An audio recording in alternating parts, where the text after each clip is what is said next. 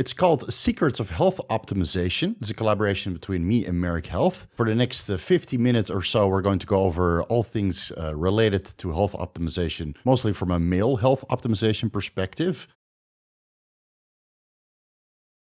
Excellent. Well, hello, everyone. Thank you all for coming. Super excited. We have Vigorous Steve here today. He doesn't need any introduction, but he's a science-based content creator, bodybuilder, coach, entrepreneur, author of multiple ebooks, and cat lovers. So he's going to be presenting to us today. If you guys have any questions, just drop them in the Q&A in the chat, and I'll get to them at the end. And without further ado, Vigorous Steve. What's up, guys? Thanks for joining the Marek Health webinar. I'm going to start sharing my screen because we have a lot of slides. It's called Secrets of Health Optimization. It's a collaboration between me and Marek Health. For the next 50 minutes or so, we're going to go over all things related to health optimization, mostly from a male health optimization perspective. Let me first explain who I am. For the guys that don't know me, I was an 11-year drug-free bodybuilder. So from the age of 15 years old to about 26 years old, I was purely bodybuilding without any performance-enhancing drugs. Then when I was 26 years old, I decided to take the plunge after so many years of doing research online and never really felt ready.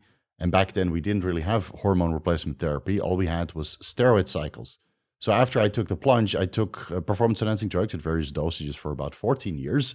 And now for the last year, I've been cruising, quote-unquote cruising, on HCG monotherapy to restore testicular function and get my wife pregnant. But more on that later. I have a Bachelor of Information Engineering at the University of Amsterdam. When I was 21 years old to about 26 years old, I was a financial business consultant, which was very, very interesting. A good time of my life until the economic crisis of 2008, 2009, and 2010 hit. During that time, I traveled through Asia, Southeast Asia mostly, but also China, Mongolia, and other parts of Asia for an entire year. That was eye-opening. After that, or before that time, I already came to Thailand. But after that year of backpacking, I decided to move to Thailand, where I've been living for, well, I think since, let's say 2013 full-time. So that's the last 11 years. I've been a bodybuilding coach for about 12 to 13 years. I'm now retired because I'm a full-time YouTuber. Apparently, that's a profession nowadays. And I make a lot of YouTube videos. I mean, most of you guys remember me from my YouTube channel.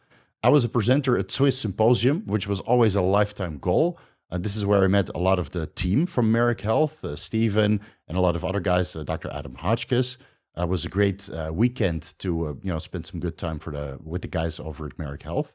And now I'm a webinar presenter for Marek Health. So mission accomplished. A lot of people ask me about hormone replacement therapy, right? I mean, my entire YouTube channel is basically about harm reduction and risk mitigation surrounding performance-enhancing drugs. A lot of questions I get about testosterone replacement therapy.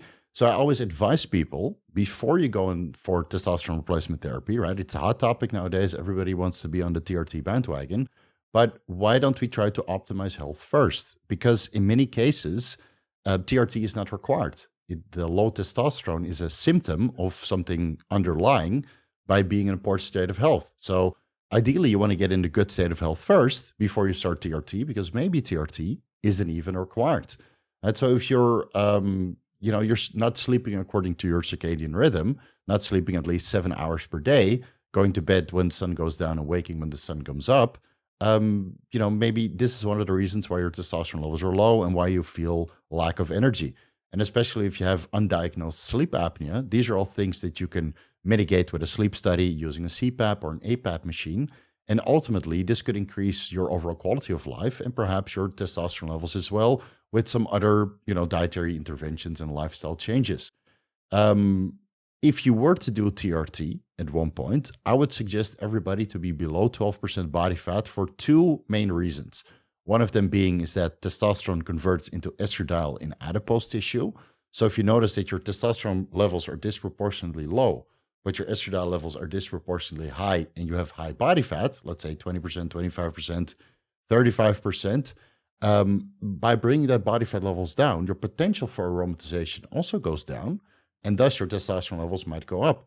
And the problem also is with body fat is that it increases your blood pressure. Body fat is literally compressing your arteries and your veins, increasing blood pressure. Now, One of the side effects of increasing testosterone is increased blood pressure, which you can mitigate with, again, a magnesium and calcium intake, more on this later, or ancillaries. But I would still recommend everybody to first take into a direction where you start to optimize your overall health before you look into testosterone, because the outcome of TRT is going to be significantly better when you're in a good state of health. I would advise everybody to do a longitudinal blood work so you can kind of see how your health is improving before you start TRT, so you have a firm grasp of what's going on in your body regarding your lipid levels, regarding your complete blood count, regarding your liver function and your kidney function, and of course, your hormone levels. Once you start going through the process of doing blood work every couple of months, you get used to it, but you also know what to expect and how to interpret those results under guidance of a medical professional on what is going to change when you do start TRT, because in the end, testosterone replacement therapy will skew your lipid parameters and perhaps, bring your SHBG down, increase your estradiol, which again, you'll all have to mitigate with particular practices. I would advise everybody to focus on a healthy diet, maybe follow an elimination diet, minimize processed foods, because a lot of people, they have intestinal problems. They don't feel as good as they should be feeling. Again, if you eat a lot of processed foods, high caloric foods, your body fat levels might be high, which isn't an ideal state of health. So optimizing your diet is really a game changer for a lot of people and might ultimately pull the needle from feeling androgen deficient and feeling sufficient again. Health supplementation goes a very long way. Something as simple as a general over-the-counter multivitamin or other health supplements that can improve your overall state of health, but we'll address a little bit more later on. I would minimize outside stressors because cortisol has a very suppressive effect on your endogenous testosterone production. So if you're chronically stressed from school, right, there's still guys out there that are androgen deficient when they're teenagers, which is very unfortunate, but it's happening more and more nowadays. If you're stressed from work, stressed from your partner, other stressors, of course, it's easier said than done. But if you really try to address these outside stressors and bring your stress levels down, then you no longer have this suppressive effect of cortisol on your testosterone production, and testosterone levels should go up to a certain extent. Ideally, you're financially secure for testosterone replacement therapy because guidance is not cheap and the blood work is not cheap, and you'll have to do that continuously until you dial in your TRT protocol. And your TRT protocol might not be testosterone replacement therapy. It might be hormone replacement therapy consisting of testosterone, DHEA, pregnenolone if needed, human chorionic gonadotropin, and some ancillaries to keep you healthy. So TRT is never just TRT. It's usually a couple other things on top. And because you have to do blood work and get proper guidance, personalized advice on your blood work results and how to proceed for the next couple of months, you need to be financially secure to make sure that you can ride this out to the end. Mental maturity comes a long way when it comes to TRT because you have to inject, you have to be rigid, you have to be diligent with the administrations. And I think if you're a little bit all over the place, one of the reasons why your testosterone might be low, then TRT is not for you, because if you start missing shots and then doubling up on the shots, you go into this hormonal roller coaster, which I've seen, unfortunately, many times happen with beginners of testosterone replacement therapy. They're not as diligent as they should be. And thus, the outcome of their TRT is not that great. Fully understand of the possible side effects. This is something you can always discuss with the healthcare providers over at Marek Health, right? If they're going to guide you for testosterone replacement therapy. And otherwise, you can consult many videos on my YouTube channel where I teach you exactly that, on what to look out for regarding blood pressure, regarding hair loss, regarding libido changes, mood changes, right? All these things you need to have a firm grasp on so you're well prepared. And again, for TRT, it's better to be over-prepared than end up with a boatload of side effects that you did not expect. I would advise everybody at least to do a semen analysis and perhaps a testicular ultrasound following the semen analysis. I believe one of the partners of Marek Health offers a semen analysis where you can actually freeze your semen samples. The name eludes me now, but we'll link it down below. So after you do a semen analysis, let's say your testosterone levels are down, right? But your semen parameters are good.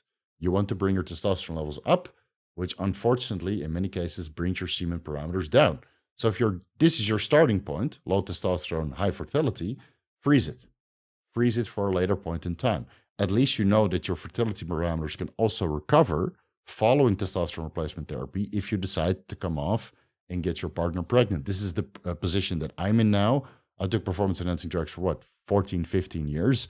And now that I'm on HCG monotherapy, my fertility parameters over the course of a couple months turned out to be very, very, very good. But because I started at a time, day and age where we did not have access to this information, educators like myself, I did not do a semen analysis. So I regret this. I did a semen analysis in the middle of doing steroids.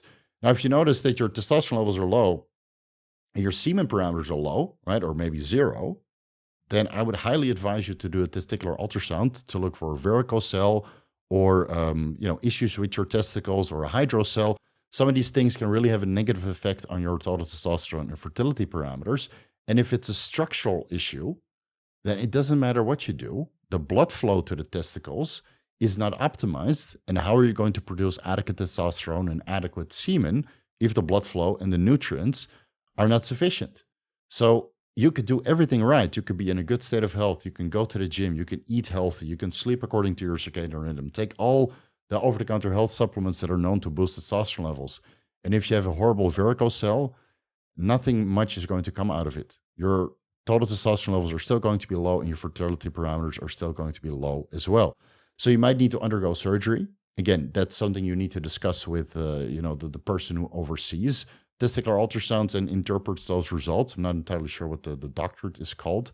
But there are professionals out there who can do surgery and fix, varicoceles or other structural issues, allowing you to maybe not need TRT, allowing you to have normal endogenous testosterone production and normal endogenous fertility parameters, which are suitable to get somebody pregnant.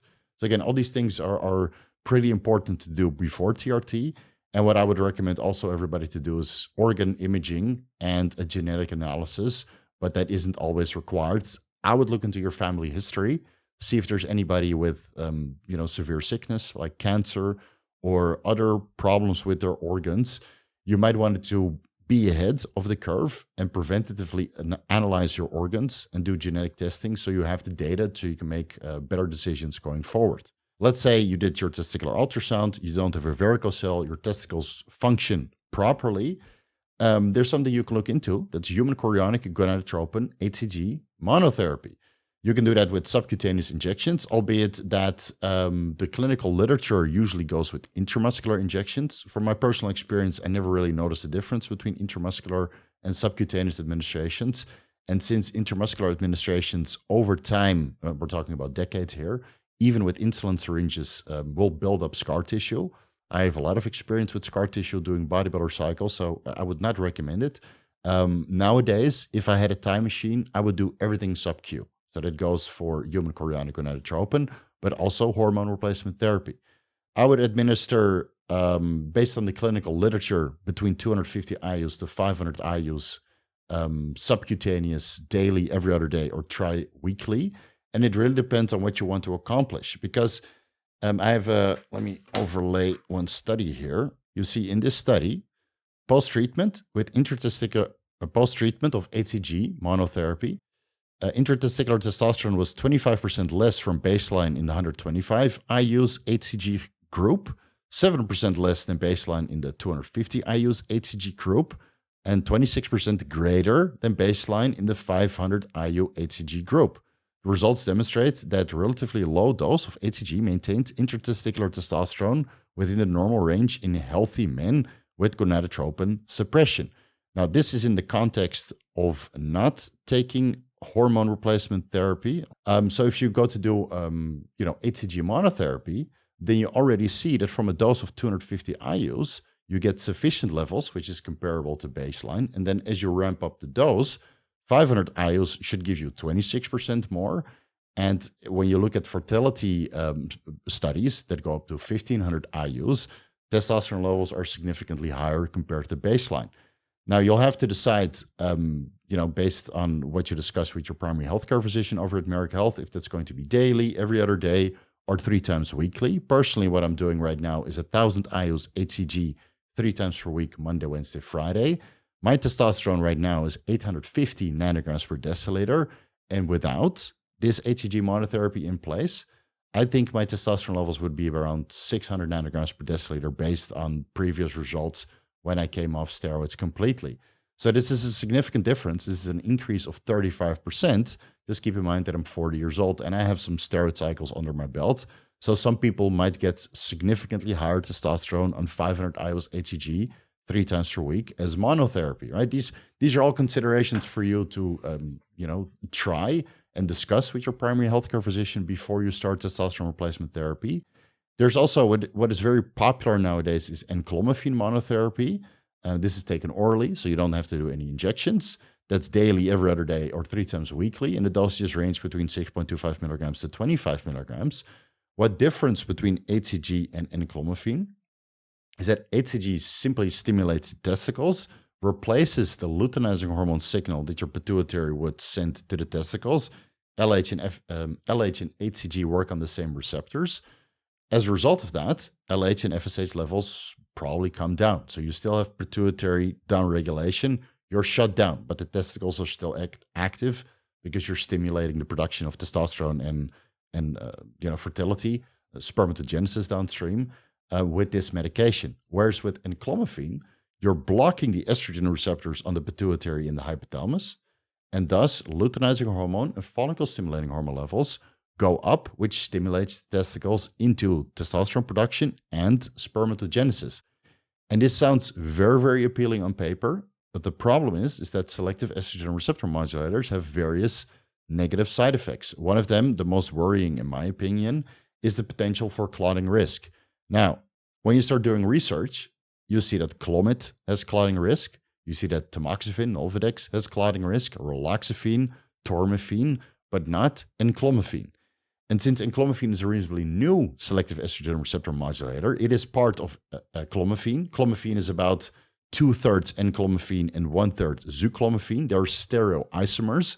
So the molecular structure is exactly the same, but they're folded different. And enclomiphene is the one that increases luteinizing hormone and follicle-stimulating hormone. And overall, the most positive effects are coming from the enclomiphene regarding the functioning of the pituitary and the hypothalamus. And it's zuclomiphene that allegedly gives the most side effects. The problem is it hasn't really been investigated that much separately. So enclomiphene has about 100 studies or up to 100 studies that you can do research on. In the clinical literature, you see a lot of case reports, and it's well established that clomiphene has clotting risk, but none of this has been disproven with enclomiphene. So I would always proceed with caution. Maybe look into your clotting factors, maybe do a CAC score, right, to see if you have a coronary artery plaque buildup, because nowadays you can't be too careful about clots, unfortunately, right? That's not through anybody's doing. That's just the world that we live in nowadays. So now that you know, please discuss this with your healthcare provider. Even though the administration is significantly easier, a lower barrier of entry, I feel that based on all the research that I've done, that the risk is a little bit higher compared to HCG monotherapy. And well, otherwise I would run enclomiphene right now and not HCG. So keep this in mind. Next one, when you're ready, right? You tried HCG monotherapy or enclomiphene, your testosterone levels came up slightly, but you're still not happy. And you want a little bit, try something new, right? You want to see what's behind door number 2. Then testosterone replacement therapy is probably an option. Testosterone replacement therapy is, again, like I mentioned before, not just testosterone, it's hormone replacement therapy. That's testosterone, human chorionic gonadotropin, dihydroepiandrosterone, and pregnenolone. And DHEA and pregnenolone are both neurosteroids that aren't always required. And this is why very important to do your blood work. Because, of course, DHEA and pregnenolone levels also decline with age, but you see in a lot of younger individuals that do everything right. They're healthy, they go to the gym, they sleep properly, they're low stress, already graduated, or they're in a good relationship. You see that their testosterone levels might still be low, but their DHEA and pregnenolone levels might be sufficient. And when they try HCG monotherapy or enclomiphene monotherapy or testosterone replacement therapy, in that case, testosterone levels come up, obviously, to, let's say, the 2/3, 3/4, or top of the reference range, or slightly over that.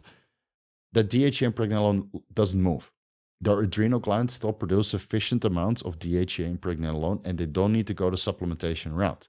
But as you get older, just like testosterone levels decline, DHEA and pregnenolone levels decline also. So maybe by the time you're 30, you notice that DHEA and pregnenolone supplementation is required. Maybe it's only DHEA, maybe it's only pregnenolone. This we assess with blood work parameters, and again, something you have to discuss with your healthcare provider over at Marek Health to see which of these options is the most how do you say this, the most relevant to you as an individual. So once you got that under control through multiple blood work analyses, then you might have to put lipid management in place, or blood pressure management, or estrogen management, but we'll get into that a little bit later on. So let's discuss testosterone first. You can do subcutaneous administrations, like I mentioned earlier, or intramuscular administrations. The main difference between both routes is that from all the blood work that I've seen in myself and all of the clients that I've worked with, is that subcutaneous administrations will give you lower total testosterone levels, so lower serum levels, but also results in less aromatization into estradiol, whether that's daily, every other day, 3 times weekly, biweekly, or even weekly. In the subcutaneous depot, the injection site, the blood circulation is less, and the lipases which work on the injection depot break that down, allowing the testosterone annotator cypionate to go systemic. That process is slower compared to intramuscular because intramuscular has more vasculature, more blood flow, and perhaps more lipase activity. So this is the main difference, right? And again, besides the scar tissue buildup over decades, I would still prefer daily microadministrations subcutaneously. Serum levels will be the most stable, no terrible fluctuations. Estrogen levels will be the most stable, no terrible fluctuations, no acne. Dihydrotestosterone levels ultimately are going to be the most stable, so potentially less hair loss if you're prone to it. And otherwise, look into minoxidil, ketoconazole shampoos at low and effective dosages, not too much to the point to go systemic, because then you can also feel a little bit off. So if you go with daily microadministrations, even though it's more cumbersome, even though you have to do it every single day, if you incorporate that, let's say after your shower, it becomes as easy as brushing your teeth. So in the beginning, it might be a roadblock, a little bit higher barrier of entry, but once you get used to it, you shower, you brush your teeth, you do your injection, and you go about your business. Another benefit of doing daily subcutaneous microadministrations is that the influx of testosterone is not great every single day, because a lot of people notice, even with HCG monotherapy at higher dosages, that they get insomnia. And with enclomiphene, this is also a known side effect. So let's say that you go from a 300 nanograms per deciliter testosterone to 600. That's double. If you go from 300 to 900 to 1200, that's 4 times higher. And some people experience insomnia in this increase that happens over a couple of weeks. So again, you might want to start low and build your way up, depending on the hormone replacement therapy protocol that you're after. Because if you get insomnia, then you might have to reduce the dose until you get used to this elevated testosterone level. So from my personal experience and people that I've talked to, switching to daily subcutaneous microadministrations seems to bypass and prevent this in most cases. But again, if you go to a high dose, then you might still get insomnia. Again, discuss this with your primary healthcare physician. General dosages of testosterone replacement therapy are between 100 milligrams to 200 milligrams weekly. But if you notice that your serum levels, even on 200 milligrams weekly, are not sufficient because you're a high metabolizer, then obviously the dosages need to be increased, right? And manipulated based on your blood work results. Besides the testosterone, I would still consider human chorionic gonadotropin to be hormone replacement therapy, even though men produce trace amounts of HCG, right? We're not pregnant women. Pregnant women can detect HCG in their urine, but men generally have undetectable HCG levels. But it's still, it's probably the best option you have because recombinant luteinizing hormone, it seems to be very difficult to source. So human chorionic gonadotropin is just purely there to sustain testicular function. You can choose between subcutaneous or intramuscular administrations for the same reasons as testosterone. The protocols is usually every other day or tri-weekly, so that's a little bit different than HCG monotherapy, because again, based on the clinical literature, which I just showed you guys, at 250 IUs to 500 IUs every other day or 3 times weekly, intratesticular testosterone production is sustained or slightly supraphysiological. So if you go with a combination of 100 milligrams testosterone plus 500 IUs HCG 3 times per week, your testosterone levels are significantly higher than without the HCG using testosterone solo, because your testicles are still active and they're producing testosterone and estrogen and dihydrotestosterone on top of the exogenous testosterone that you're taking. Right? All of the citations will be down below when you watch this on my YouTube channel, which I will publish this video as well. Let's move over to the administration frequency for DHEA in pregnenolone. Again, if your blood work parameters show that you need DHEA in pregnenolone, then you could either do that orally, sublingually, or by topical cream. Personally, I don't have so much experience with topical cream, so if you're interested in doing that to sustain DHEA and DHEA sulfate levels the most, it seems to be very stable for some individuals, then please discuss that with your primary healthcare physician over at Marek Health. I've always done it orally, but as of late, I switched to sublingual administrations after I had a good discussion with Dave Lee and watched some of his videos on the subject. Dave Lee, for the guys that watched a previous Marek Health seminar with Dave Lee, he's very knowledgeable on DHEA and pregnenolone. And I remember him saying that sublingual might be the best route to go with, because then it gets stored as DHEA sulfate, which acts as a reservoir for DHEA. You have free DHEA and DHEA sulfate. And DHEA sulfate is just there temporarily, similar to testosterone enanthate or cypionate. It has a sulfate attachment, and thus it's biologically inactive. It can readily convert into DHEA sulfate back into DHEA and become biologically active and later on convert into testosterone. So if you're going on DHEA, then your testosterone levels might also be higher than without it. So a combination of testosterone, HCG, and DHEA, all at low and effective dosages, will yield a significantly higher serum testosterone level compared to just going with one of these options. So I do sublingually morning and evening. Personally, I take 12.5 milligrams morning and evening, because on HCG monotherapy, even though it's 1,000 IUs 3 times per week, which is a pretty high dose, a fertility dose, my testosterone levels are great, but my DHEA levels are still insufficient. They're at the bottom of the reference range. So my adrenal gland didn't really respond to HCG monotherapy at this time, so I supplement on top. And if you're taking a lower dose of HCG, but your adrenal glands are still responsive, then you probably don't need DHEA. Again, your serum levels will tell you exactly how you need to proceed. And if they're really, really low, then in some individuals, you need 50 milligrams daily, or maybe even higher, right? In the elderly, you see, based on the clinical studies, they go up to 100 milligrams DHEA daily. And with pregnenolone, it's pretty much the same.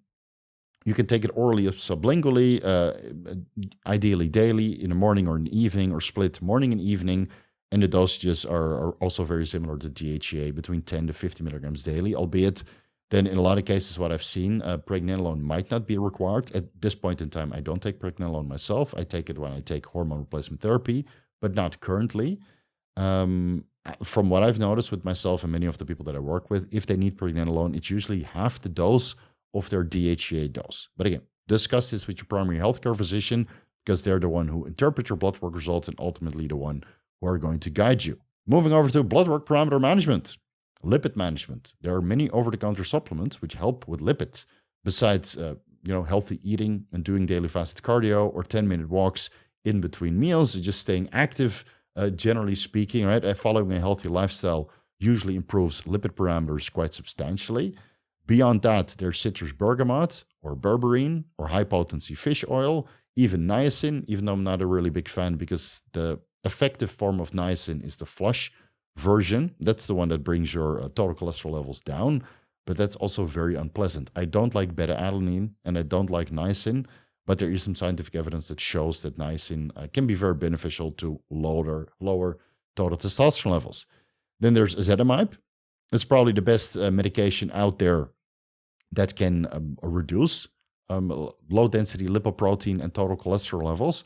Ezetimibe works by blocking the absorption of dietary cholesterol and promote the excretion of cholesterol within the liver. So, to keep it simple, long story short, testosterone instructs cells of the body to produce more cholesterol. Now, you can reduce a little bit of this cholesterol production by removing simple sugars, which have a similar effect, telling the body to produce more cholesterol. A primary production site of cholesterol is within the liver. So if you inhibit the absorption of cholesterol in the liver, then it doesn't go systemic, obviously. You can't detect it in total testosterone or LDL lipoproteins within the bloodstream. And if you promote the excretion, then you can literally get rid of this additional cholesterol that your liver synthesizes and is coming from the other tissues in the form of HDL.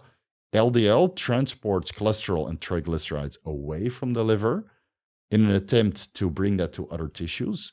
But if you're on testosterone and your other tissues are also producing cholesterol, then they might not accept this LDL. They want to get rid of this cholesterol through HDL, which transports cholesterol and triglycerides back to the liver.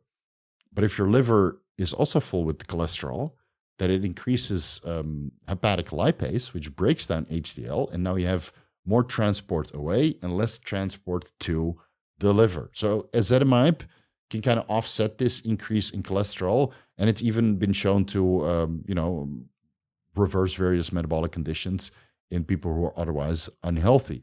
There is some scientific evidence about ezetimibe that it lowers omega-3 fish oil absorption, but from all of the blood work that I've seen of people who are able to check their serum omega-3s before and after ezetimibe treatment, it doesn't appear to me that much of a substantial difference. And again, you can always take your ezetimibe in the morning and then supplement with fish oil multiple times per day later in the day when the ezetimibe has already gone systemic. So this is things you have to consider. But personally, from all the blood work that I've seen, I wouldn't worry about it too much. The benefits of ezetimibe far outweigh the potential negative side effects. There's red yeast rice, which is a natural lovostatin.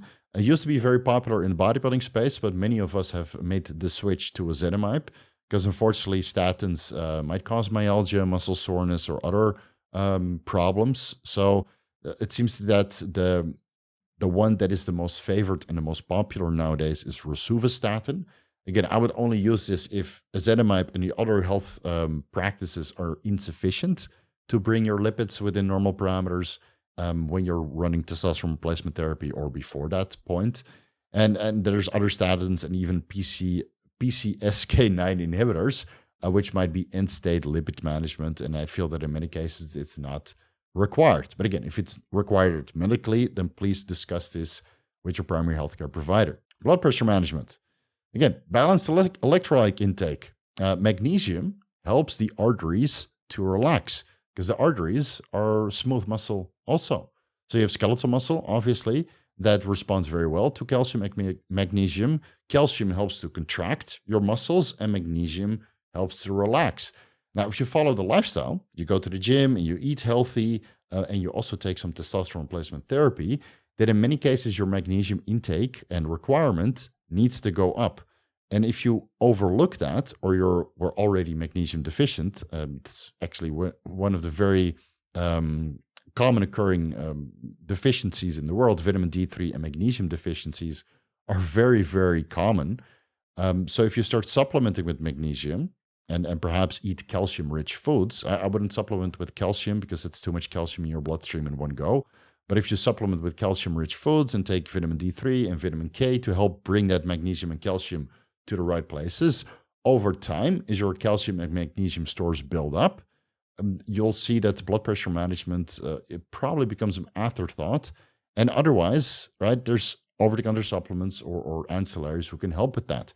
Still, I would look into calcium and magnesium first, right? There's magnesium citrate and bisglycinate and threonate, which can help with sleep quality. I would look there first because magnesium deficiency is so common that I would look there before applying any kinds of herbs or ancillary to keep your blood pressure under control. And again, if your body fat levels are high or you have chronic sleep apnea, address that also because magnesium might not be sufficient.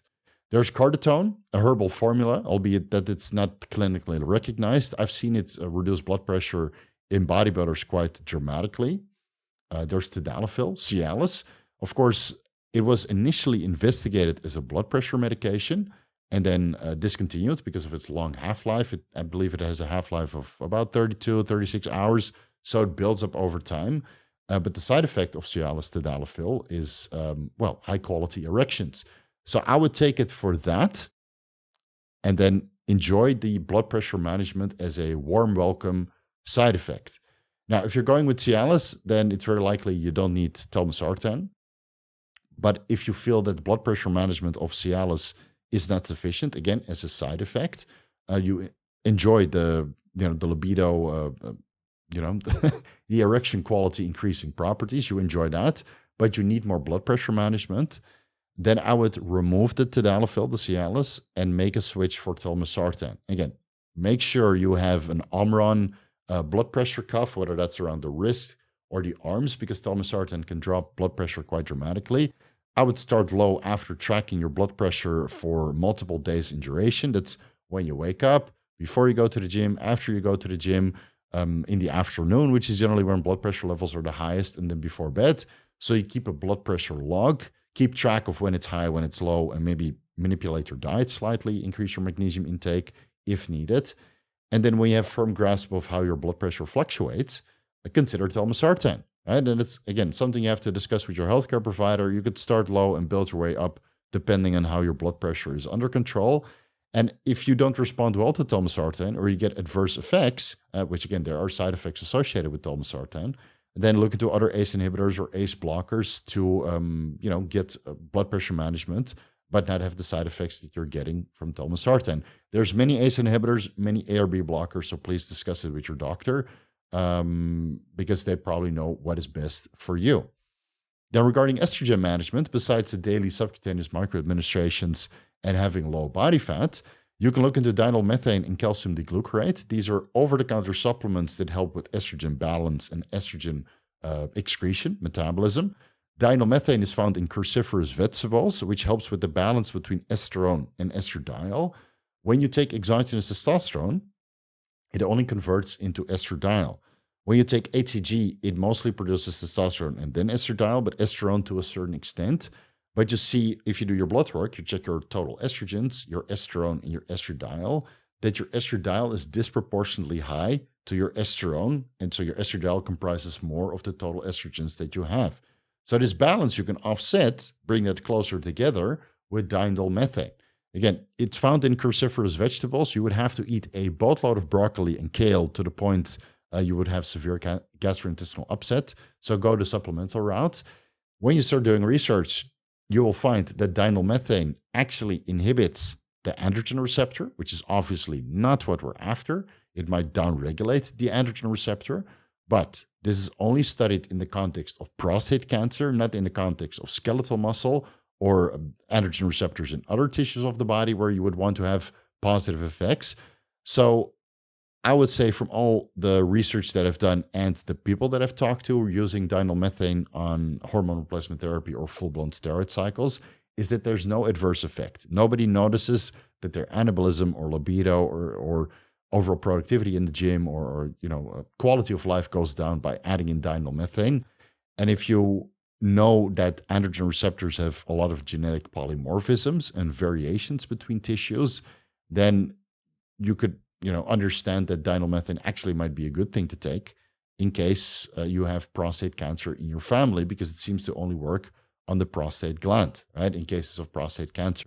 And with calcium D-glucarate, it does increase metabolism of steroidal hormones or neurosteroids. A lot of compounds in the body are glucuronidated. Some of this is recycled within the intestinal tract or within the body through glucuronidase enzyme activity, where it attaches glucuronidase and then metabolizes it off. And now this compound that you wanted to excrete through the kidneys is biologically active again. So by taking calcium D-glucarate, all the compounds that your body wants to excrete are glucuronidated and stay glucuronidated, marking them for excretion, because there's enough glucuronidase available for your body to excrete these compounds. And when we're talking about compounds, we're talking about estrogens, testosterone, many other toxins, and also some of the medications that you're taking. So again, discuss it with your primary healthcare provider. There's something to say for dinyl-methane and calcium D-glucarate, but it also depends on what kind of other medications you're taking, which we're not discussing in this presentation. Otherwise, right, if the daily subcutaneous microadministrations are not working or reducing your body fat, or dinyl-methane or calcium D-glucarate is not a route you want to go with, then exemestane or anastrozole are medical aromatase inhibitors that will inhibit the conversion of testosterone into estradiol. The downside of this is that exemestane and anastrozole reduce the conversion, right? The serum estradiol is now in range, but total testosterone might be higher. And in this difference in increased total testosterone, you might aromatize or 5-alpha reductase more into dihydrotestosterone. Testosterone.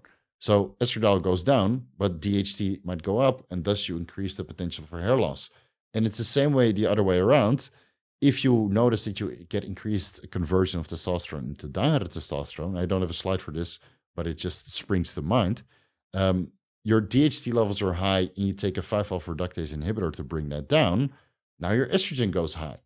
So this is why it's so important to do blood work and assess what side effects you're suffering from, because from a cosmetic appearance, men usually experience 3 side effects. It's either hair loss, it's either gynecomastia, or acne. And maybe you get 2, right? Hair loss and gynecomastia, or hair loss and acne, or gynecomastia and acne. 2, if you get 3, then it's very unfortunate. I get acne, but no hair loss, and gynecomastia, which I would have to remove with surgery.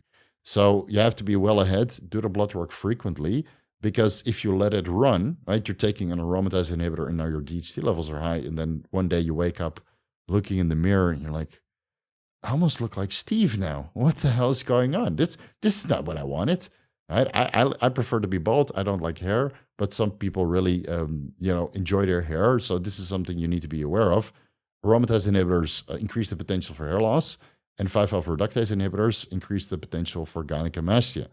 Do your blood work, adjust frequency until you dial in your TRT. Body fat management, again, to keep your estrogen levels down. Elimination diet. You can follow a paleo diet, a pescatarian diet, a ketogenic diet, a vegan diet, a carnivore diet, a low FODMAP diet, whatever diet works for you. Well, how do you say this? There's a lot of fanatics in the diet space. I don't really mind what diet you follow. If it's carnivore and it works and you keep your total cholesterol levels under control, go for it. If you like paleo, go for it. If you like pescatarian, go for it. Personally, I do keto. It gives me the most cognition out of all of the diets that I've tried. And I'm not 100% keto. I still have fruit post-workout 4 to 5 times per week. So I don't really exclude any food sources, right? I have my carbs, I have my fats and my protein sources and my vegetables. And I feel that it's doing me a world of good. My digestion, absolutely perfect. But it takes a couple iterations of dietary adjustments before everything is dialed in. What I can tell you is minimizing processed foods, which is hard in America. Right? I'm going to be honest. I was in America for an entire month last year, and it's very hard to minimize processed foods unless you have your own kitchen. Right? I was traveling, so I ate. Let's not go there. After eating out a lot, my blood work parameters were not good. Yeah, so I would advise people not to do that every single day if you live in the US, or at least not go to the places that I went to. Maybe I just made poor choices. Anyway, so minimize processed foods, right? Cook your own meals, or go with a meal prep company that is known to produce high quality food that is fresh and that you can microwave and still taste good with a lot of protein, healthy carbs, and healthy fats. Make sure that you're always in a micronutrient sufficient state. This is very, very, very important. Not just magnesium, not just calcium, vitamin D3, and vitamin K. All of the micronutrients. Your body just doesn't work on calories alone. It doesn't work on testosterone alone. It works on micronutrients. B vitamins contribute to hundreds of processes. Magnesium contributes to hundreds of processes. And niacin, right, one of the B vitamins, converts into nicotinamide mononucleotide, which contributes to NAD+, which NAD+ and some of its derivatives regulate thousands of enzymatic reactions, including the conversion of testosterone into estradiol, including the conversion of testosterone into dihydrotestosterone, and neurotransmitters. I mean, the list goes on. So you need nutrients to function correctly, and you'll be surprised how many ailments you can solve simply by eating healthy. And then, of course, caloric adjustments and restriction based on your individual goals. Exercise. Vigorous resisting training is known to increase testosterone levels, improve androgen receptor density, and even reduce myostatin levels. So with all of those benefits, why not go to the gym? 10-minute walks following meals to improve insulin sensitivity has been shown to be as beneficial, apparently, compared to metformin. Cardio, whether that's fasted or post-workout, the scientific evidence is always based on hundreds of studies. It doesn't really matter when you do fasted cardio or post-workout cardio. Just do cardio and the fat loss will be the same. But that's usually not performed in the context of hormone replacement therapy and using fat-burning aids like L-carnitine or even Cialis, which has some scientific evidence behind it that it can increase lipolysis. And then there's always a standing desk or a treadmill to kind of keep you active. Steven was just doing this right now before we started this presentation. Not Steve, Steven, one of the good guys over at Marek Health. All right. There's also pharmacological aids for body fat management. So carnitine, whether that's oral or injectable, that is highly beneficial to help with the absorption of medium and long-chain triglycerides into the mitochondria, where they're burnt for energy production, so you can lose some body fat. So if you combine, I know Cialis is a little bit down the list, but let's just go over this combination. If you combine tadalafil, which increases lipolysis, with carnitine, which increases fatty acid absorption and oxidation, then you basically have a one-way street from your adipose tissue to the mitochondria. And assuming you do, cardio activity and keep your calories low for favorable fat loss, then this over time results in fat loss and maybe reduce the requirement for an aromatase inhibitor to keep your testosterone levels nicely in range while keeping your estrogen in range. If that's not sufficient, if the carnitine and the tadalafil and the caloric restriction is making you significantly hungry, then consider looking into glucagon-like peptide 1 receptor agonists, like liraglutide, dulaglutide, or semaglutide, which is a combination glucagon-like peptide 1 receptor agonist with a gastric inhibitory polypeptide, also known as glucose-dependent insulinotropic polypeptide. 2 names, 1 function. Tirzepatide specifically has been FDA approved as of recent, so availability might vary. There's another compound called retatrutide, but that's not FDA approved yet, so let's leave that off the table.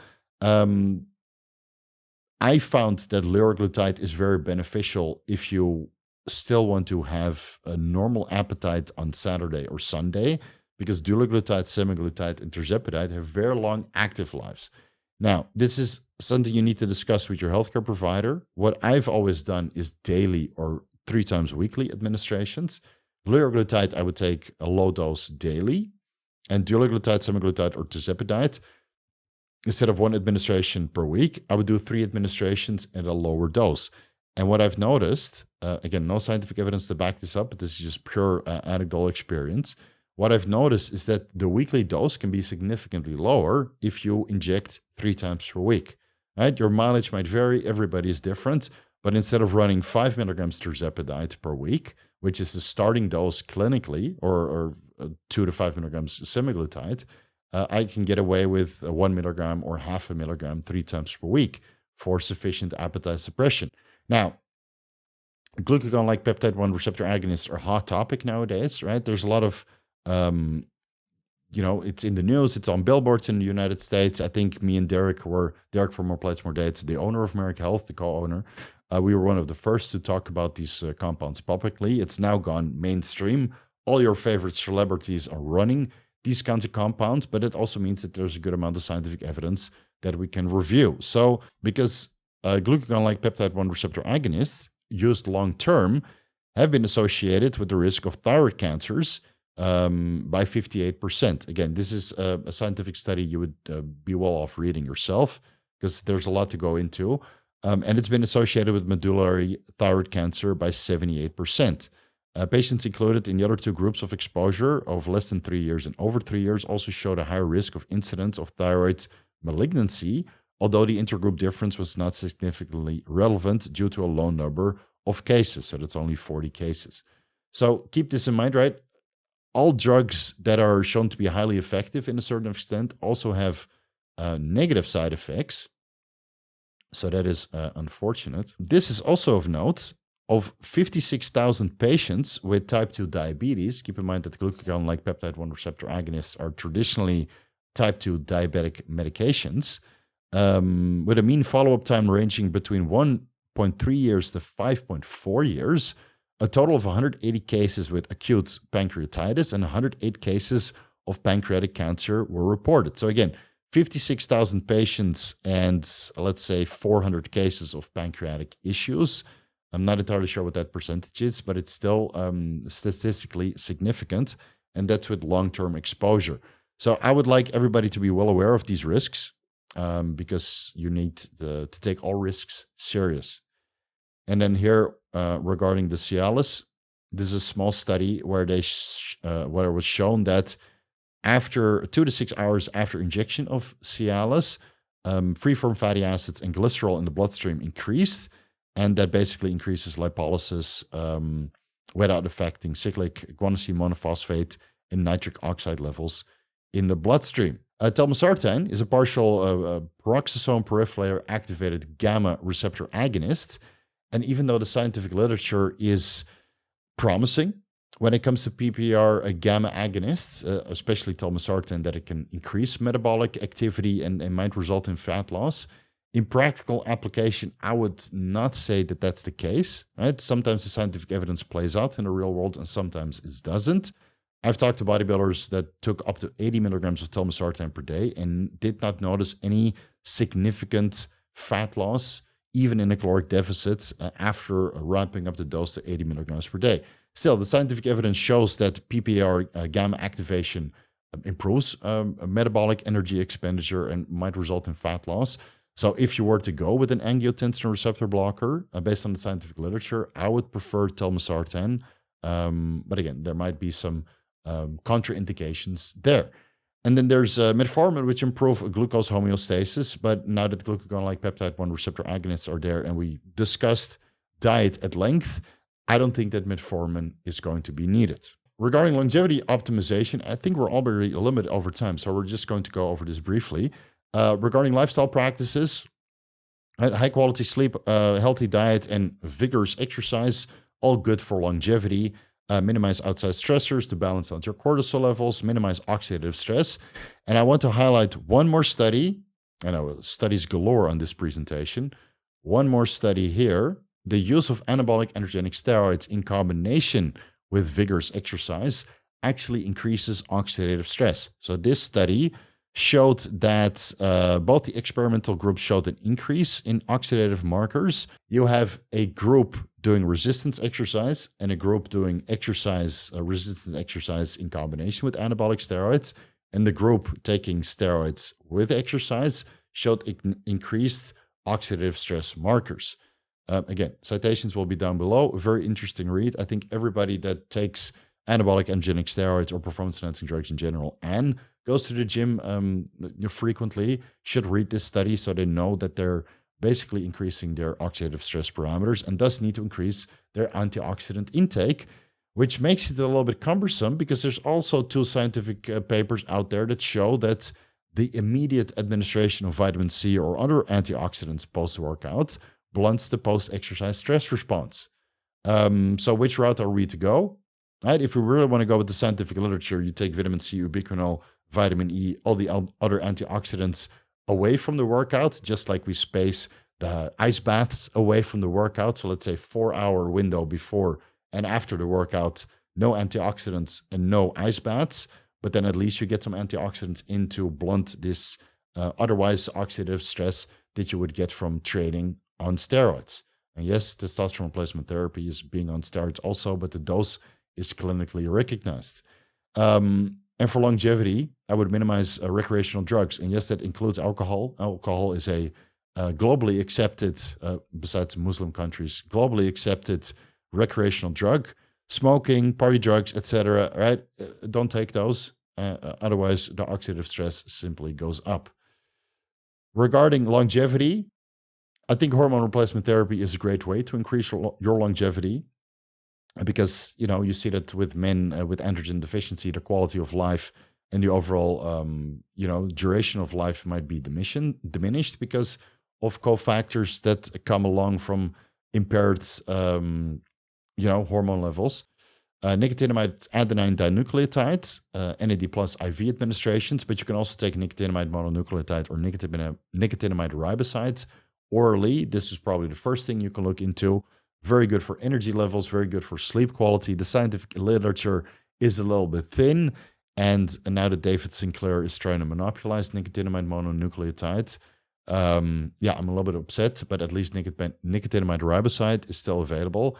And if you're able to get nicotinamide adenine dinucleotide IV administrations, then this is probably the best way to go. There's glycine and N-acetylcysteine, also known as GlyNAC. A lot of scientific evidence behind it that it increases glutathione levels the most.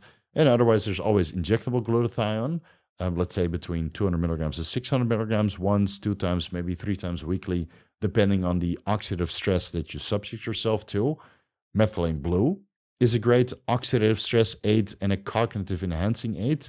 We consider this a nootropic that upregulates and improves mitochondrial functioning. Ubiquinol, well studied in the context of exercise, a very potent antioxidant that helps with cardiac function. There's rapamycin, but I would only do that on days that you're fasting. And again, discuss this with your healthcare provider if this is something for you. Arcarbose and canagliflozin all have been shown to improve lifespan and longevity, right, in various animal models. And metformin and resveratrol have now been debunked as longevity aids by Dr. Peter Attia in one of the podcasts that he did with Andrew Huberman.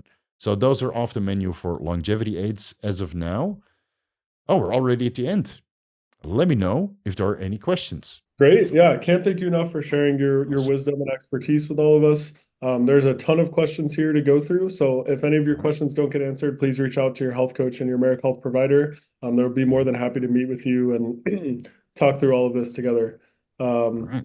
First question from an anonymous attendee. What other medications are synergistic with TRT? Dr. Hotchkiss recommended low-dose daily tadalafil, and it's been incredibly useful for me. Are there any other treatments you recommended? Yeah, so tadalafil is always a popular combination with testosterone replacement therapy, not only for blood pressure management, but also to improve erection quality and enjoyment in the bedroom. And again, there's some scientific evidence that it improves lipolysis. So I think that's always one of the first things you can look into if your TRT is successful. And then the rest are kind of ancillaries. Proviron has been known to work for some individuals. I usually don't include it on these kinds of talks because exogenous testosterone usually suppresses HCG. So while HCG might be elevated in the beginning of starting testosterone replacement therapy or when you're still drug-free, as soon as you go on HRT, SHBG comes down, freeing up more testosterone, and libido usually improves. Now, if you notice that your SHBG is still unfavorable, let's say 40, 50, 60 nanomoles per liter, and you're already on TRT for a while and you do everything right, then maybe look into a low-dose Proviron, starting at 6.25 milligrams once per day. I don't believe in starting off at 25 milligrams, because then you have 4 days, 5 days of bliss, where your SHBG is favorable and your free testosterone is high, and thus your libido is great. And then you overshoot, and now your SHBG is too low. Now you have too much free testosterone. Now you might get insomnia. Now you might get too much aromatization into estradiol, and now your libido is off again. So start low, do some blood work, and slowly build your way up. On TRT, from what I've seen, most men do well with 6.25 to 12.5 milligrams per Proviron daily, if they need it at all. A lot of questions around HCG and enclomiphene. First, optimal length of time for HCG enclo monotherapy and or dual therapy.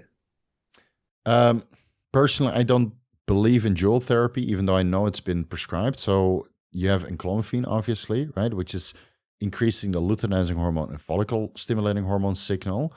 But human chorionic gonadotropin replaces part of this luteinizing hormone, and it's far more effective in increasing intratesticular testosterone production than luteinizing hormone is, because you take it at supraphysiological amounts. So let's say you take enclomiphene and your LH goes from 2 to 6, middle of the reference range, and your testosterone levels go up. Why would you take HCG? Because you're replacing part of the LH, you might actually get it down. And now you're taking enclomiphene just to get a follicle stimulating hormone level, which you could also take in the form of recombinant FSH. Now, this is what I'm doing, right? I'm taking recombinant follicle stimulating hormone and recombinant human chorionic gonadotropin, because recombinant luteinizing hormone I can't find. So I have to go with the best options. And I know that if I go with enclomiphene, my luteinizing hormone and follicle stimulating hormone levels will come up to a certain extent. But in order to improve my fertility parameters and have high testosterone levels, I wanted to go supraphysiological on my LHCG receptor stimulation. That's the combination luteinizing hormone, chorionic gonadotropin receptor, and the follicle stimulating hormone receptor. So I go supraphysiological. I think that the combination doesn't make sense to me, but I know that there's many healthcare providers who prescribe it. And again, if you have a good response on a low dose enclomiphene and a low dose HCG, and this works the best for you, then I'm all for it. I would still do additional testing regarding clotting because, again, those studies have not been performed yet. And since Clomid is about 2/3 enclomiphene, there's 2/3 the chance that this clotting risk is coming from the enclomiphene, not just the zuclomiphene. But I'm waiting for the studies. So the duration is based in if you're healthy. I know people who do HCG monotherapy indefinitely. I've been on HCG monotherapy for a year now, and my testosterone levels are 820. So if I wasn't a meathead bodybuilder and I didn't want to be more muscular than I am now, then all other things, my libido is great, my energy levels are great, my muscularity is great. Here, proof. See, still pretty good. Not as great as it used to be, but it's still okay. So all things considering, if I didn't have my selfish aspirations to be bigger than this, then I would be totally fine on this dose of HCG monotherapy. And I think if fertility wasn't such a priority, I would be able to bring it down to 500 IUs and end up around 700, maybe 750 nanograms per deciliter, which is, great. It's not stellar, but it's great already compared to what I would have without it. And I would be able to run that indefinitely. I know guys that I discussed many years ago, like HCG monotherapy was not being discussed in the fitness community.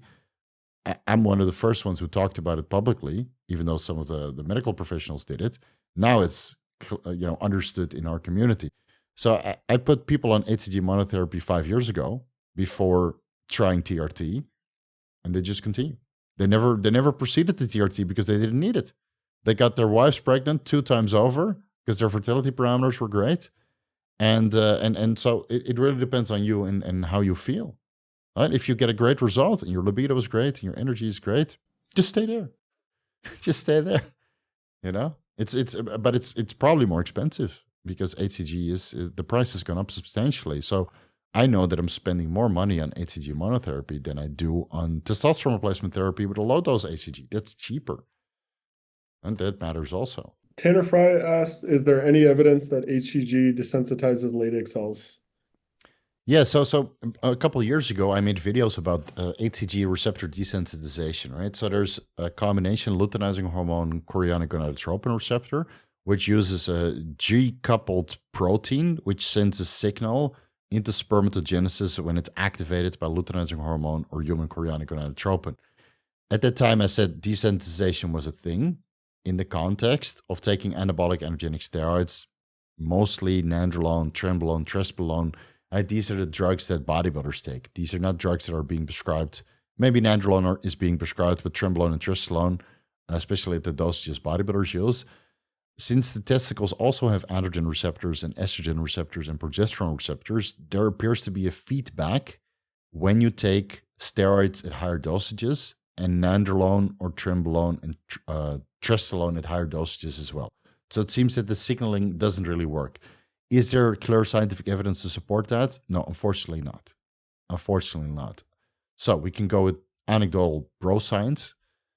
From all my years in coaching bodybuilders on cycles consisting of testosterone and a 19-or testosterone derivative that could activate the progesterone receptor, you add in HCG because the testicular shrinkage is substantial to the point it's uncomfortable, where the testicles go in the body, right, in a colder climate, and it's very uncomfortable.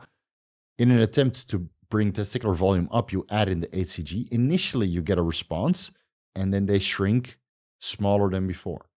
And I've seen this happen over and over again. This is why I made that video a couple of years ago. But in the context of not running nandrolone, trenbolone, or tresbolone, and keeping your testosterone dosages moderate, sane, right, for hormone replacement therapy purposes, not bodybuilder dosages, then I don't think that that's occurring. And you can take me as an example. I'm taking 1,000 IUs HCG 3 times per week without exogenous testosterone. And I even took this on TRT because I wanted my fertility parameters to come back. My fertility and testosterone levels have only been increasing since I started this protocol. Of course, that's me, right? But again, if you go through the citations, which I can provide, you see that long-term HCG usage does not shut you down if done with co-administration of testosterone at clinically accepted dosages. Yeah, and fertility protocols are maybe even higher HCG dosages for years on end. There's one in here that I know will be a good one considering the presentation you did at Swiss on carrier oils and inflammations. From Clayton, he's asking, what are the blood markers that measure oxidative stress? Oxidative stress. So these are not commonly tested for. And I'm not sure if Marek Health has some of the markers that are related to glutathione, because here in Thailand and many of the countries, they don't directly test for oxidative stress. You can check for inflammation, that's C-reactive protein, your lymphocyte to neutrophil ratio, your homocysteine levels, your ferritin levels to a certain extent. But regarding oxidative stress, off the top of my head, I'm not entirely sure which markers those are. So you're stumping me a little bit here. And I'm not sure if Marek Health offers those, because usually, at least from all the labs that I visited in my years, I never see specific markers for oxidative stress. In all the studies where they mention that, it's all highly specialized lab equipment where they can actually test that. High sensitivity C-reactive protein would be, just by looking at inflammatory levels, would be a good proxy. Yeah. That has nothing to do with oxidative stress, but if you're in a high oxidative stress environment, your inflammatory markers can go up also. But then it's already too late, right? So you're trying to prevent that. When CRP is elevated from carrier oils or processed foods or environmental pollutants or living at high altitudes. Again, I have an entire deep dive about systemic inflammation and carrier oil on my YouTube channel. There's multiple reasons why they can be elevated, but the low hanging fruit is either the carrier oil, the diet, or some sort of environmental pollutant. And oxidative stress is maybe one of the reasons why inflammatory markers go up, but then you really need to be oxidized for that to go up. So as an example, let's say you take all antioxidants out and you run a marathon on steroids, I think your C-reactive protein will not be that substantially elevated compared to eating something that's highly inflammatory or getting some sort of disease that is also highly inflammatory. So I would preferably test that separately if possible. And otherwise, again, staying on top of your antioxidants, vitamin C, ubiquinol, N-acetylcysteine, injectable glutathione, taurine, and boron. I mean, there's so many antioxidants. Vitamin E. It's even estradiol is an antioxidant in the endothelial tissue. So, right, there's more antioxidants than you might realize. Does telmisartan aid in lowering hematocrit? I know this has been reported anecdotally. Yeah. I'm not sure if there's much literature on it, but I'd be curious your thoughts. So it keeps hematocrit favorable, assuming you don't overdo your testosterone replacement therapy. And again, telmisartan or enalapril, which is far more potent, that actually lowers hematocrit quite substantial. That's enalapril. Telmisartan might modulate it favorably, but if you have sleep apnea or you take steroid cycles, then I see in many cases that hematocrit might be lower without it, but it might still not be in range. And again, so you have some educators in the space. I take telmisartan and I never have to donate blood, regardless of how much steroids you take. That's a blanket statement that I would not follow. Again, go with your blood work parameters. If you get a beneficial effects of hematocrit, if you take telmisartan and you add that in, great, good. But this is not the reason to take it. This is a welcome side effect, just like a blood pressure management is a welcome side effect of tadalafil, even though that's what it's initially been investigated for. You take Cialis tadalafil to improve erectile quality, and if you get blood pressure management out of it, win. Now I don't need 2 medications, I get 1 medication, 2 results. And with telmisartan, right, you take it as a blood pressure medication, and if you get increased erections as a side effect and you get hematocrit under control as a side effect, then you have, 3, right? 3 results. And if you get fat loss, which is to be debated, 4 results. That are, 2 to 4. There might be something to say for telmisartan over Cialis, even though I do like Cialis more. Any reason for someone over 60 to try HCG monotherapy? And I'm curious if you have any general thoughts around age range with things like enclomiphene or HCG, and just age-related testicular decline, if there's going to be a change in effectiveness. Right. So, of course, testosterone production declines with age, but it highly depends on the state of health of the individual. Like, I've seen blood work results of 60 years old where testosterone is 600 nanograms per deciliter because they've been active their entire lives and they kill it. And they're like, yeah, I feel old. I think I want to try some TRT. And they go in for blood work and clinically they don't need it, but they might still proceed to give it a try, right? They heard all the benefits. And regardless of serum testosterone levels, they go through the ringer, try HCG monotherapy first. And now their testosterone is 800, just like mine, because they never touched anything. I think my levels could have been higher, but I, had pituitary and testicular shutdown for a decade.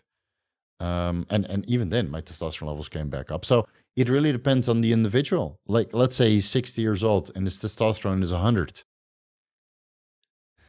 Are you going to make him suffer from 100 to 300 nanograms per deciliter? Is that really going to improve his quality of life? Whether that's HCG monotherapy or enclomiphene or clomid or kisspeptin 10 or granulin. I mean, there's so many methods out there. And in my opinion, kisspeptin and granulin doesn't really work. So that's why I didn't include it in the presentation. So it depends on the starting point, right? You can always give it a try, discuss it with the patient. And if the patient said, yes, you know what, let's give it a try, and the outcome is unsuccessful, then the alternative is TRT, which isn't a bad alternative. So there's always multiple options. But yeah, it can work, it can't work. It depends, unfortunately. No blanket answer there. I wish there was, but there isn't. This question's for me. I'm just going to cut the line here for a second. Oh yeah, cut it in. Let's go.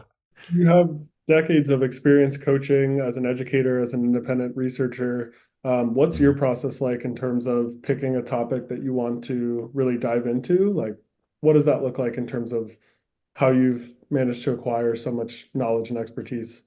So I've been basically like trained in research on how to piece things together, right? That was what my university degree was about, like piecing things together, but from a business perspective. So if I learned anything in school, it's that, piecing together. But I've always been curious about how stuff works. So I would take stuff apart and try to put them back together. So I destroyed many a radio and computer back in the day. I was an avid player with Lego and built my own Lego city. So I know how to put stuff together, basically. So if I have a topic that I'm interested in, I go down the rabbit hole and I piece it together. And whether that's with my experience or other people's experience or the scientific literature, right? I think everything holds value. I'm evidence-based, but also experience-based. And if my experience overrides the scientific evidence, then I'm going to go with my experience because that's real world. And the scientific evidence, in many cases, it doesn't play out or it's manipulated. Right? It's unfortunate also. Like resveratrol studies, talking about manipulation. Oh, man. It's scientific evidence, but it's all manipulated by David Sinclair. So, right? So sometimes you have to take the scientific evidence with a grain of salt and learn as much as you can from what you can find on PubMed, Science Direct, Google Scholar, Research, ResearchGate, and other publication websites. I put it all together. I'm one of the few YouTube channels besides Derek that actually reviews more than one study at a time. I review all the studies on a particular subject and then make a video, not make, this study shows that, blah, blah, blah, blah, blah, and then I read the abstract. No, I read all of it. That's why it takes long, and that's why my videos are over an hour sometimes. So I just reviewed all of the scientific literature on oxandrolone and made a video. And I did the same for primobolan, and I did the same for halotestin, right? So I'm very curious when it comes to collection of information. I put everything together, and then once it's together, I form a conclusion and make a video about it. And then after that, I never have to make a video about it again because it's all there. Another anonymous question. What's been the biggest paradigm shift in your own thinking and perspective since you started making content and videos originally? Again, I always call myself like a stupid meathead, especially my YouTube starting days. Like I started on YouTube about 10 years ago, right? Because I wanted to document my life in Thailand, and then coaching took over. And I thought it was more financially feasible just to take coaching because AdSense and YouTube revenue didn't exist back then. So you would advertise. And since I got 50 clients in no time, I decided to go that direction. So a couple of years later, I decided to get back on YouTube. And when I got back on YouTube, I was just hardcore bodybuilding. So I thought everybody that watched my channel was a hardcore bodybuilder. That's why I said HCG can downregulate you because it's in the context of taking actual steroid cycles. And now I realize that No, the audience is also guys into business or general health or hormone replacement therapy guys, right? Or just guys that are trying to optimize their quality of life with, advice that I can give them. So I realized that my audience is a lot broader. So that means that, I make content for, I don't know, different groups of people. And I always try to mix in the bodybuilders because that's my core audience. I love bodybuilding, even though I don't look like a bodybuilder now. At one point, my wife will be pregnant, and then bodybuilder Steve will come back. But the protocols won't be as crazy as they used to be because I'm not living for myself anymore. I'm living for my wife and a future child. So that chapter of my life is kind of closed. And now I'm way more health conscious, but also more understanding that not everybody is interested in this hardcore bodybuilding stuff. You might want to be interested in parts of it. So I digest it down and make it easy to understand for everybody. Right? So now I have MMA fighters following my channel, Olympic athletes, strongmen, powerlifters, CrossFit, and so many different classes, and hormone replacement therapy guys, right? Or even young guys. When I went to the Mr. Olympia or Swiss Symposium where we talked, a lot of younger guys that watch my channel thinking that they're ready about PEDs, and then they watch my content, they're like, you know what? I'm going to wait a couple more years. So this is also good to see that I can deter some younger guys from making that leap. And when they do feel ready, then at least they watched hours of content and they probably had a crash course, because I didn't have this opportunity, man, to watch a channel like mine. I had to learn it the hard way. So I'm giving back for you guys so you don't have to. All you have to do is sit through a couple of videos. Well, speaking of like cognitive stamina, Dave asks, I'd be curious to see protocols that you combine with keto dieting, specifically nootropics, to maximize brain activity and productivity. Yeah, so ketogenic diet is the foundation of that. I think I started the ketogenic diet when I was 21, or give or take that time, because I always got terrible blood sugar fluctuations and cognitive issues doing like high carbohydrate diets. And even though high carbohydrate diets are the best for bodybuilding, right? Ketogenic diets aren't really the best for performance and endurance and stamina. They are very good for cognition. So I've been in a ketogenic state for 15 years, give or take, besides on holiday, and then I eat carbs to my heart's desire, right? I eat whatever I want. But a majority of my life I've been on a ketogenic state. So, healthy protein, healthy fats and vegetables with some fruit post workouts, allowing me to be highly cognitive most of the day. Then I have an entire YouTube series dedicated to optimizing entrepreneurship in the context of taking nootropics. And of course, there's several levels in nootropics, right? We have the over-the-counter supplements. Gorilla Mind has several great formulas. Like Gorilla Mind Respawn is one of my favorites. It contains alpha GPC and a little bit of caffeine, uridine 5 monophosphate. I think it's L-theanine and saffron extract. Right? And putting all of that together increases cognition, memory recollection, focus, but also channels that in a certain direction, because caffeine can be quite stimulatory, and then L-theanine kind of channels that in the right direction. Now, if you start combining something like that with stimulatory nootropics like dihexa or bromantane, right? All these things are probably not prescribable, but people are using them. Ritalin, modafinil, all that kind of stuff. Then you kind of have to see what works best for you. I took low-dose modafinil for a very long time, 50 milligrams per day. But since there's no clear fertility data on it, and I think it's even been shown to be negative on fertility, I decided to take it out. And then after coming back from the United States, and I need a little bit of boost from the time zone, okay, 1 or 2 days of modafinil, done. Right? Done. But I really like modafinil. I like dihexa. I like Nupept. And Gorilla Mind Respawn or a homemade combination cocktail of alpha GPC, uridine 5 monophosphate, and L-tyrosine. That usually gets a day going quite well. And then if you're in a deep ketogenic state, I can literally work for hours at a time. Yeah, literally work for hours. But I work from home, so that helps also, right? I have no distractions. Not everybody. I don't think I'd be working like this focused if I was in an office environment where people would be walking around and, you have meetings and things and breaks, and like I can structure my day as efficiently as I want. Just the 7 cats just walking around. Yeah, so that's my day break. Yeah, for the guys that don't know, I have 7 cats. They're all Sphinx cats. They're as bald as I am, and I wake up at 12 o'clock in the afternoon, so that we usually have playtime for about an hour there after their lunch. Then they go to bed to about 6 o'clock in the evening. And then for 5 hours straight, I just grind. That's when I record my videos. That's when I script. That's when I do research. And then when the cat wakes up, I get my little mini break. And we have another pet session. And then I do some consultations. I go to the gym and do some more research in the evening. Yeah, that's basically my day, 6 days a week. So if you think that self-employment sounds good, 6 days a week. On the keto topic, Richard says he was on a keto diet for 3 years. He would cycle off periodically and experiment with targeted keto, but SHBG was always 90 to 113. Yeah. Got off keto, dropped significantly, but still floats around 60, 70. Also had high cortisol that would not metabolize efficiency as shown by a Dutch test. Tried boron, Cat, Fedosia, etc. Doesn't seem to go down. Honestly felt my best on keto aside from the free test being crashed. Any advice on the SHBG? I'm going to assume he is not on any exogenous hormone replacement. Yeah. So this is a known side effect of the ketogenic diet and the carnivore diet, that SHBG levels just go sky high. And it's the same with fasting. If you fast drug-free, your SHBG might be 130. So there's something about restricting calories and something about reducing carbohydrates that really sends your SHBG levels high. And you can take 12 milligrams of boron and it doesn't come down. It doesn't come down. There are some compounds out there like metformin, for example, which is known to increase SHBG levels to a certain extent.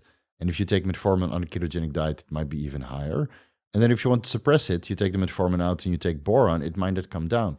So what I see in most cases of, otherwise drug-free people with high SHBG levels, and you tried all of the over-the-counter supplements already, in this context, you can actually try a low-dose Proviron, 6.25 milligrams once per day, check your blood work parameters of your SHBG, your LH, your FSH, your total testosterone, estradiol, your lipid parameters, because those might all be affected.